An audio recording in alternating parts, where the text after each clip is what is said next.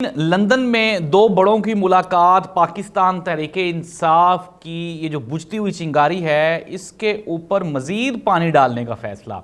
पाकिस्तान तहरीके इंसाफ के खिलाफ आखिरी ऑपरेशन क्या है, ये कैसे होगा और मियां मोहम्मद नवाज शरीफ साहब की नाअहली अहलियत में कैसे बदलने वाली है, आइंदा इंतखाबात 8 अक्टूबर को होंगे या उससे पहले होंगे, ये सब कुछ और बहुत कुछ आज के प्रोग्राम में।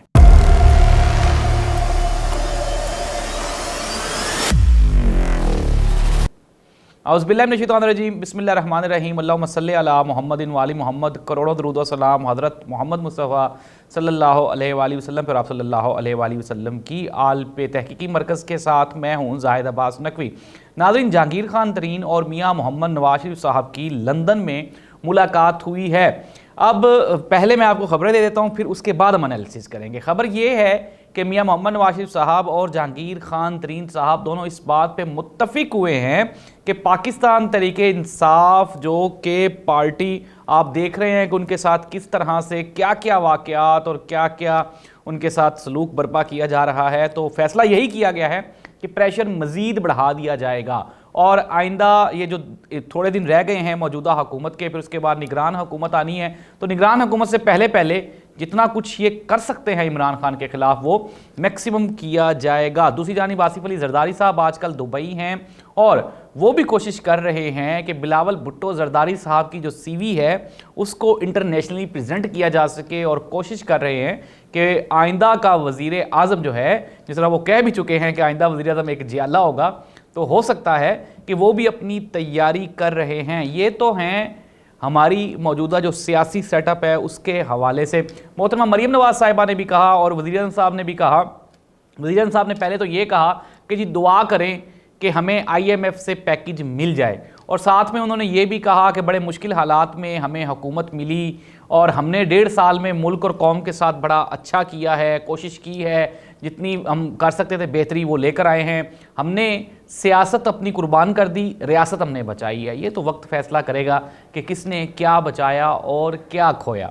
तो नाज़रीन, ये है मियाँ मोहम्मद शहबाज शरीफ साहब का बयान। अगर मरीम नवाज साहिबा की बात की जाए तो सेम इससे मिलता जुलता एक बयान उन्होंने भी कहा। उन्होंने कहा जी हमें मुश्किल हालात में गवर्नमेंट मिली, लेकिन हमने फिर भी मुश्किल फ़ैसले किए हैं, लेकिन अच्छे फ़ैसले किए हैं। वो फ़ैसले क्या हैं, अभी तक तो कहीं पे भी वो मुश्किल फ़ैसले नज़र नहीं आ रहे, लेकिन गवर्नमेंट की तरफ से ये कोशिश की जा रही है। आज एक दोस्त को मैं डिजिटल मीडिया पे पढ़ रहा था तो उन्होंने बड़ी अच्छी अक्कासी की। उन्होंने कहा जी कि अवाम के पास सबसे पसंदीदा मशगला यही है कि जब वो चाहे कि किसी होटल पे बैठते हैं तो आपस में वो डिस्कस करते हैं। कोई कहता है कि बिलावल भुट्टो जरदारी को वज़ीर आज़म होना चाहिए, कोई कहता है कि इमरान खान साहब को होना चाहिए, कोई कहता है नवाज शरीफ साहब को वापस आ जाना चाहिए। लेकिन नाज़रीन, ये तमाम तर सियासी जो गुफ्तगू है इसका कोई भी लुब्बे लबाब नहीं है और ना ही इसका कोई आउटपुट निकलने वाला है और ना ही निकलता हुआ दिखाई देता है। हालात आपके सामने हैं, महंगाई, बेरोज़गारी, बदअमनी, ये आज से 1.5 साल पहले जितनी थी उससे 150 गुना इस 1.5 साल में मज़ीद बढ़ गई है।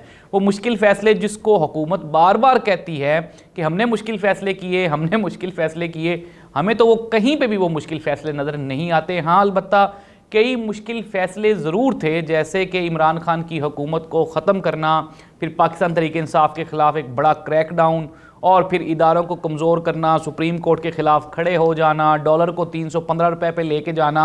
और दूसरी जानिब एक इत्तलात ये थी, कल हुकूमत बड़ा जश्न मना रही थी कि हमने रूस से सस्ता तेल लिया है, लेकिन फिर वज़ारत ख़ज़ाना ने यह हुक्मनामा जारी कर दिया कि इस महीने तेल की कीमतों में जो पिछली कीमतें हैं वही बरकरार रहेंगी, कमी नहीं आएगी। तो दोस्तों ने बड़ी खूबसूरत मीम्स शेयर की हैं डिजिटल मीडिया पे। किसी ने लिखा कि वो जो तेल है वो सांडे का तेल निकल आया है, रूस से आने वाला तेल। किसी ने कहा ये सरसों का तेल था और किसी ने उस तेल को मुख्तलिफ अपने अपने अंदाज में उन्होंने इसको बयान किया कि ये जो तेल, मुख्तसर ये कि तेल की कीमतें पाकिस्तान में फ़िलहाल कम नहीं हो रही। हाँ, अलबत्ता चंद एक व्हाट्सएप, अगर आप ट्विटर पर चले जाएँ और जो हुकूमती ओहदेदारान हैं या नुमाइंदगान हैं उनके ट्विटर अकाउंट पे ज़रूर कीमतें कम हो रही हैं। एक्चुअल मार्केट में तो बिल्कुल जूं की तूं ही सूरत हाल है। नाज़रीन, सियासी ये जो कशीदगी है ये अपनी जगह पे, दूसरी तरफ पाकिस्तान के जो चीफ जस्टिस हैं सुप्रीम कोर्ट ऑफ पाकिस्तान भी अपने मामले पे कायम है। उन्होंने कहा कि 14 मई की तारीख दे चुके हैं, अब दोबारा उस फैसले को वापस नहीं ले सकते।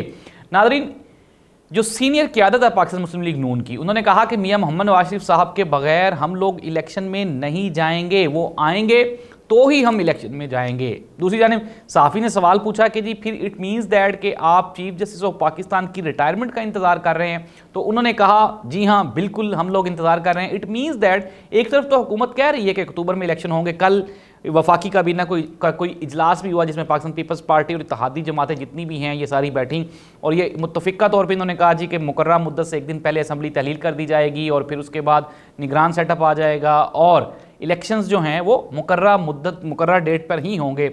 लेकिन अगर मियां मोहम्मद नवाज शरीफ साहब की मौजूदगी में नून लीग इलेक्शन में जाना चाहती है तो अभी तक तो मियां साहब की वो जो नाअहली है वो भी अहलियत में तब्दील नहीं हुई और फिर उसके बाद चूंकि chief justice of Pakistan Umar Ata Bandial साहब मौजूद हैं तो वो तो मेरा ख्याल है कि सितंबर में जाएंगे।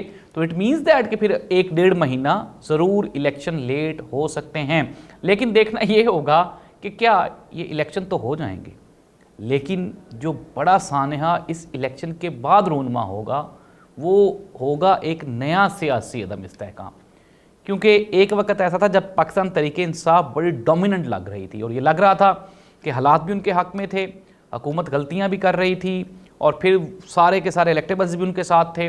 तो ऐसी सिचुएशन में इमरान खान का जीतना यकीनी हो चुका था। लेकिन अब ज़ाहिर सी बात है कि जहाँ जहाँ डंड डाल सकती थी गवर्नमेंट उसने पाकिस्तान तरीके इंसाफ को डंड डाला है, चाहे उसके जो आउटपुट के तौर पे चाहे पाकिस्तान को भी डंड डला तो डल जाए, उनको कोई इससे फ़र्क नहीं पड़ा। लेकिन पाकिस्तान तरीके इंसाफ को अच्छा खासा नुकसान पहुंचा दिया गया है।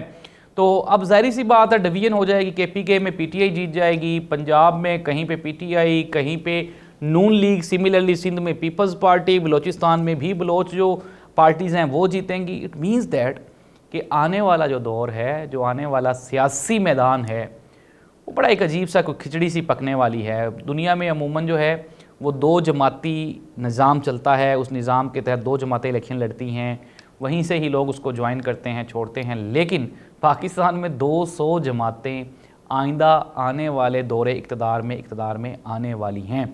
अब देखना ये होगा कि आया कि 14 जमातों से मुल्क नहीं चला। शायद हो सकता है कि मुल्क के वसीतर मुफाद में ये फ़ैसला किया गया हो कि 14 जमातों से शायद मुल्क नहीं चला तो जमातों की तादाद बढ़ा दी जाए और 28 कर दी जाए।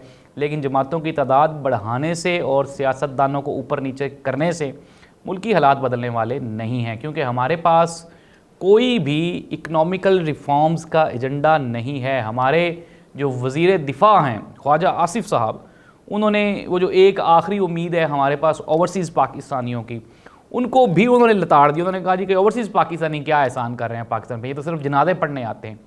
तो उसके मुकाबले में फिर वो जो ओवरसीज़ पाकिस्तानियों की फिजिशन एक ऑर्गेनाइजेशन है अमेरिका में, उन्होंने इसको बड़ा कंडेम किया और उन्होंने कहा कि हम जो रेमिटेंसीज़ हैं वो नहीं भेजेंगे। तो इस तरह से जो मुल्क का कोई थोड़ा बहुत कोई मामला कुछ संभले भी हुए हैं, तो ये कोशिश कर रही है गवर्नमेंट, अपनी भरपूर कोशिश कर रही है किसी ना किसी तरह से उन मामलात को भी नुकसान पहुंचा दिया जाए। क्योंकि एक चीज़ तो कन्फर्म है नाज़रीन, ये आप मेरी आज की प्रोग्राम की बात नोट कर लें, नून लीग अगली सियासी जमात नहीं है। ये कन्फर्म है कि नून लीग अगली सियासी जमात नहीं है। उसके अलावा ऑप्शंस और हैं, अब वो कौन कौन सी ऑप्शंस है इसके ऊपर भी हम एक प्रोग्राम कर लेंगे। लेकिन वक्ती तौर पे खैर हम कंक्लूड करें प्रोग्राम को, तो हुकूमत की जानिब से ऐलान किया गया है कि इलेक्शन मुकर्रर मुद्दत में होंगे। नून लीग की जानिब से ऐलान किया गया है कि मियां मोहम्मद नवाज शरीफ साहब की मौजूदगी में इलेक्शन होंगे और हुकूमत जो है वो पाकिस्तान तरीके इंसाफ को कुचलने के लिए मज़ीद सख्ती अपनाने की तरफ गामजन है। चौधरी परवेज़ इलाही साहब की ज़मानत फ़िलहाल नहीं हो रही और उनसे वो जो स्टाफ था पंजाब असम्बली का वो भी वापस ले लिया गया है और सख्तियाँ यानी कि मज़ीद बढ़ाने का प्लान है। लेकिन आज भी चौधरी परवेज़ इलाही साहब पाकिस्तान तरीके इंसाफ में मौजूद हैं।